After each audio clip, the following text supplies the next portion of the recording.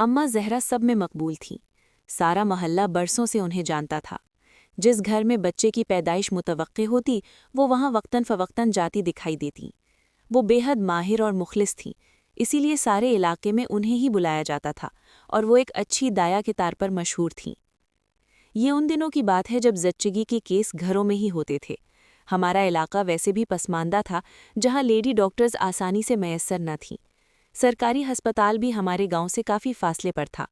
अलबत्ता हुकूमत की तरफ से एक हेल्थ सेंटर कायम था, जिसमें एक डॉक्टर, लेडी हेल्थ विजिटर और हेल्थ वर्कर्स तैनात थे। इन हालात में पुराने घराने अपनी इसी कदीमी दाया पर ज़्यादा एतमाद करते थे, क्योंकि पर्दे की पाबंदी होती थी और ख़वातीन को घर से अस्पताल ले जाने को मायूब समझा जाता था। इन दिनों मेरे यहाँ चौथे बच्चे की पैदाइश मुतवक्के थी। जब दिन करीब आए तो अम्मा ज़हरा को बुलवाया। वो हमेशा ही आया करती थी, खुश अखलाक, हंसमुख और हंसती मुस्कुराती। जब तक मैं 1.25 महीना यानी छिल्ला पूरा न कर लेती, वो रोज़ आती। नौमौलूद को नहलाने और उसके कपड़े धोने के अलावा वो मेरी भी देखभाल करती। वो मेरे सर में तेल डालती और मालिश करती, जिससे बहुत राहत और सुकून मिलता था। मगर इस बार जब वो आईं तो बहुत अफसुर्दा और गुमसुम थीं। उनकी आंखें आबदीदा और सूजी हुई थीं, जैसे कोई बड़ा सानेहा गुजरा हो। मैंने हैरत से सवाल किया, अम्मा जी, आपको क्या हुआ है? आज इस कदर उदास क्यों हैं? आप तो हमेशा हंसती मुस्कुराती घर में दाखिल होती थीं। मेरी इतनी सी बात पर वो रो पड़ी और कहने लगी, क्या आपको मालूम नहीं? नहीं तो, बताइए, आपके साथ क्या हुआ है? मैंने पूछा।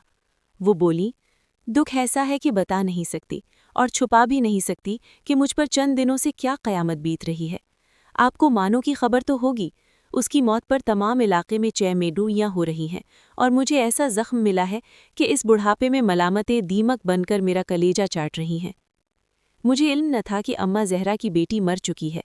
3 माह पहले जब वो अपनी माँ के साथ हमारे घर आई थी तो भली चंगी और तंदुरुस्त थी। अचानक उसे मौत कैसे उचक ले गई। वो बहुत हसीन लड़की थी।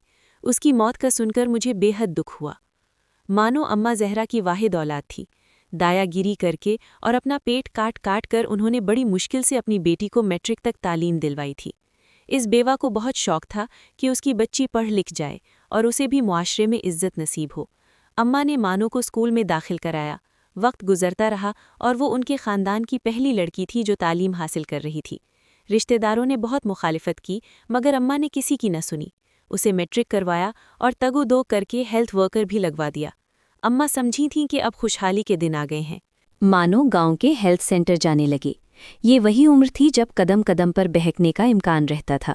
न जाने कैसे उसकी शनासाई शहर के एक खुशहाल शख्स से हो गई। 2-4 मुलाकातों में ही वो नादान लड़की उस अमीर आदमी की दीवानी हो गई।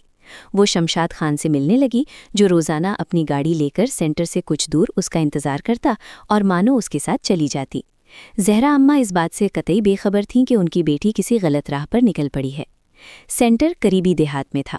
मानो ड्यूटी के बहाने घर से निकलती और शमशाद उसे दूर दराज इलाकों की सैर को ले जाता। मानो शमशाद की दीवानी थी और वो उसके हुस्न का मतवाला। उसे मानो की बदनामी या अच्छाई बुराई से कोई सरोकार ना था। वो एक शादीशुदा और बाल बच्चेदार आदमी था। उसे दाया की बेटी से क्या दिलचस्पी हो सकती थी, सिवाय इसके कि दोनों के दरमियान हवस का रिश्ता था। शमशाद का मानो के साथ कोई ज़हनी या दिली लगाव ना था। पहले तो वो उस नादान लड़की के हुस्न से अपनी हवस मिटाता रहा। जब जी भर गया तो अपने दोस्तों से तस्करा किया। अब उसके शौकीन मिजाज दोस्त भी इस खजाने के पीछे पड़ गए। दोस्तों के इसरार पर शमशाद ने मानो से मरी चलने को कहा। उसने इनकार किया कि दिन की बात और है, मैं रातों को बाहर नहीं रह सकती, अम्मा खफा होंगे। शमशाद ने उसे बातों में उलझाया। अरे भाई, एक दिन रहकर दूसरे दिन आ जाएंगे, तुम ड्यूटी का कहकर माँ से छुट्टी ले लेना। जब उसने मोहब्बत के वास्ते दिए तो नादान मानो नर्म पड़ गई। महबूब मन्नत करे लड़की का सरपरस्त सर पर ना हो और उम्र जज्बाती हो तो कदम बहक ही जाते हैं। सर्दियों की एक सुबह शमशाद ने बर्फबारी दिखाने का बहाना करके मानो को साथ चलने पर राजी कर लिया। जब वो मरी पहुंचे तो एक होटल में कमरा पहले से बुक था, जहां ऐशो निशात का तमाम सामान मौजूद था। कमरे में गैर मर्दों को देखकर मानो घबरा गई, लेकिन शमशाद ने तसल्ली दी कि ये दोस्त थोड़ी देर के लिए मिलने आए हैं, साथ वाले कमरे में ठहरे हुए हैं, अभी चले जाएंगे। जब रात हुई तो वो दोस्त, जो अब नशे में धुत थे, दोबारा कमरे में आ गए। लम्हों में वो सब इंसान से शैतान बन गए। शमशाद ने भी पी रखी थी, उसे किसी के दुख दर्द का एहसास न रहा। उन हवस परस्तों की दरंदगी की ताब ना लाकर वो नाजुक सी लड़की दम तोड़ गई। अगली सुबह जब उन्हें होश आया तो देखा कि मानो मर चुकी है। नशा उतरा तो हालात की नज़ाकत का एहसास हुआ। आपस में मशवरे के बाद वो लाश को गाड़ी में डालकर वापस शहर ले आए। मानो 2 दिन से गायब थी और माँ सख्त परेशान थी। वो हेल्थ सेंटर गई तो पता चला कि वो 2 दिन से छुट्टी पर है। बदनामी के खौफ से दाया अम्मा खामोश लौट आईं। किसी से क्या कहती कि बेटी कहाँ है? उन्हें बेटी के मौशके की थोड़ी बहुत सुनगुन एक साथी वर्कर ने दी थी कि शायद वो किसी के साथ गई है। माँ खामोशी से बेटी की वापसी का इंतजार करने लगी। सर्दियों की एक अंधेरी रात थी। जब इलाके के एक शख्स के यहाँ बच्चे की विलादत मुतवक्का हुई तो उसे दाया की ज़रूरत पड़ी। वो शख्स अम्मा जहरा को लेने मोटरसाइकिल पर उनके घर रवाना हुआ। आधी रात का वक्त था। जब वो वहाँ पहुंचा तो उसने एक अजीब मंजर देखा। दाया के घर की ड्योढ़ी में एक औरत दीवार से टेक लगाए खड़ी थी। वो हैरान रह गया कि ये कौन है और यहाँ क्यों खड़ी है। देहात में ऐसे किस्से मशहूर होते हैं, इसलिए उसे लगा शायद कोई बदरू हो, वरना आधी रात को इस तरह खड़े रहने की क्या ज़रूरत थी। औरत चादर में अच्छी तरह लिपटी हुई थी। वो दाया को बुलाने आया था, इसलिए हिम्मत करके आगे बढ़ा और पूछा, कौन हो तुम और यहाँ क्यों खड़ी हो? जब वो ना बोली तो उसने कंधा हिलाया, जिसके साथ ही वो लकड़ी के बुत की तरह धड़ाम से ज़मीन पर गिर गई। उसने अम्मा जहरा को जगाकर इत्तला दी कि तुम्हारी दहलीज पर एक औरत गिरी हुई है। दाया अम्मा आंखें मलती लालटेन लेकर बाहर आईं। मध्यम रोशनी में उन्होंने मानो को पहचान लिया। ये उन्हीं की बेटी थी जो 2 दिन से लापता थी। अम्मा ने उसे पुकारा, झंझोड़ा, लेकिन वो मर चुकी थी और मर जाने वाले कब किसी की पुकार का जवाब देते हैं।